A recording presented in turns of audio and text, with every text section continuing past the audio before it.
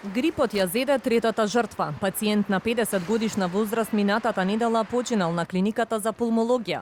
Имал и други хронични заболувања. Институтот за јавно здравје бележи пораст на заболените од грип. За само 7 дена 5660 лица добиле грип. Нема град во Македонија каде што нема заболен. На удар се најмногу децата на школска возраст, но засега според Комисијата за заразни болести нема потреба од прекин на наставата во училиштата. Најголем број од заболените продолжува да биде во најшироката возрастна група од 15 до 64 годишна возраст, иако трендот на пораст на инциденцата, односно зафатеноста, останува ист. Најмногу заболуваат школските деца до 15 годишна возраст.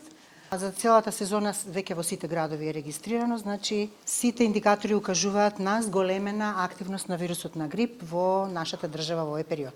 За сега се забранети посетите на хоспитализирани пациенти во јавните здравствени установи со цел да се спречи на тамошно ширење на грипот, но од Комисијата за заразни болести велат дека ја следат состојбата со новозаболени деца во училиштата и во зависност од проценките ќе предлагаат нови мерки и препораки согласно состојбата на терен.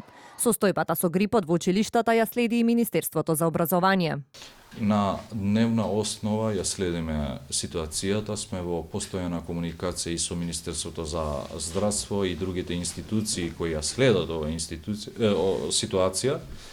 Во случај на епидемија или во случај кога постои опасност од епидемија, така што ќе ја следиме ситуацијата и согласно со околностите ќе превземаме конкретни мерки. Од почетокот на сезоната досега 3 лица починаа како резултат на компликации, од кои едно 14 годишно девојче и двајца мажи на возраст од 50 и 85 годишна возраст.